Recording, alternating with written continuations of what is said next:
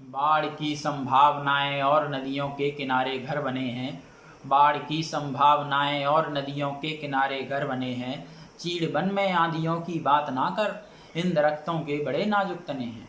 नमस्कार, कैसे हैं आप सब दोस्तों। दुष्यंत कुमार की ये पंक्तियां मैंने आपको इसलिए सुनाई क्योंकि पिछले दिनों दिल्ली की सरकार ने सिविल डिफेंस कोर में स्वयं सेवकों की भर्ती को लेकर एक विज्ञापन निकाला था और इस विज्ञापन में योग्यता संबंधी जो शर्तें थी उसमें सिक्किम राज्य को भारत से अलग बताया गया था। यानी कि सिक्किम की प्रजा जैसे शब्द का प्रयोग, सब्जेक्ट ऑफ सिक्किम जैसे शब्द का प्रयोग उस विज्ञापन में किया गया था। जैसे ही ये विज्ञापन आम जनता के बीच में आया, आम जनता ने केजरीवाल सरकार की आलोचना हर स्तर पर करना शुरू कर दी और आम जनता ने केजरीवाल सरकार के विरोध में मोर्चा खोल दिया।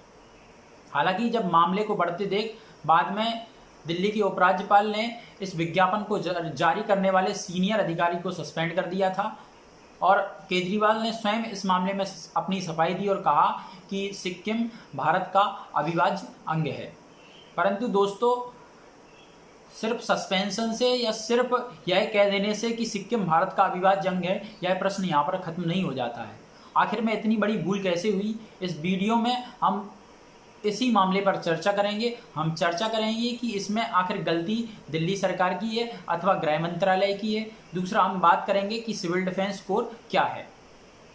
सिविल डिफेंस कोर का बेसिक जो इंटेंशन है, जो मूल उद्देश्य है, वो ये है कि सेना, अर्धसैनिक बल और पुलिस की सहायता करना, साथ ही सामाजिक काम करना।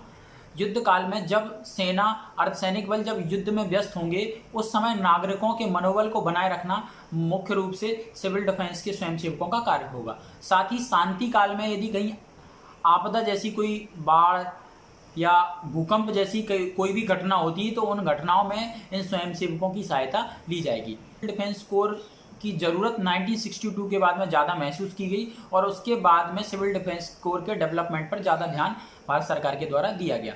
बाद में सिविल डिफेंस एक्ट 1968 बनाया गया जिसमें इसको कानूनी रूप दे दिया गया। अब दोस्तों, हम बात करते हैं कि इस पूरे मामले में असल में गलती किसकी है। क्या गलती गृह मंत्रालय की है या गलती दिल्ली सरकार की है। 1968 में इस सिविल डिफेंस एक्ट के अंतर्गत ही एक सिविल डिफेंस रेगुलेशन भी लाया गया था और उस रेगुलेशन की तहत ही सिविल डिफेंस कोर में स्वयं सेवकों की नियुक्तियां की जाती हैं। उनकी योग्यता संबंधी शर्तें उस रेगुलेशन में लिखी हुई हैं। इसमें सबसे इम्पोर्टेंट पॉइंट ये है कि 1968 के बाद इस रेगुलेशन में कोई बदलाव नहीं किया गया है। यानी कि दिल्ली सरकार ने अपने विज्ञापन में जो लिखा था वही उस सिविल डिफेंस रेगुलेशन में लिखा हुआ है। उसमें लिखा हुआ है कि कोई भी व्यक्ति जो भारत का नागरिक हो अथवा नेपाल, भूटान या सिक्किम की प्रजा हो। इस मामले में पूरा कंफ्यूजन इस वजह से क्रिएट हुआ क्योंकि जो रेगुलेशन 1960 था सिविल डिफेंस कोर का, उसमें आज भी योग्यता संबंधी शर्तें हुबहू लिखी हुई हैं, जिसको कि विज्ञापन जारी करने वाले अधिकारी ने उन्हीं शर्तों को कॉपी करके विज्ञापन में छपवा दिया। जबकि उन्होंने इस बात पर ध्यान नहीं दिया कि वर्ष 2009 में केंद्र सरकार ने एक संशोधन सिविल डिफेंस एक्ट 1968 में कर दिया था कि जहां जहां भारत अथवा इंडिया शब्द लिखा हो उसमें अब सिक्किम राज्य को भी सम्मिलित समझा जाए।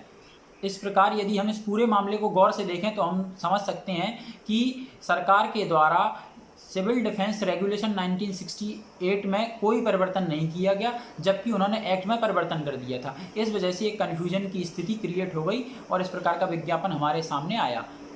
हम यही उम्मीद करते हैं सरकारों से कि भविष्य में इस प्रकार की चूक नहीं होगी और जितने भी कानून हैं उनका एक बार पुनरावलोकन किया जाए और जो भी उनमें आवश्यक संशोधन है वे संशोधन किए जाएँ ताकि देश की अस्मिता, अखंडता पर कोई आंच ना आए। बहुत बहुत धन्यवाद।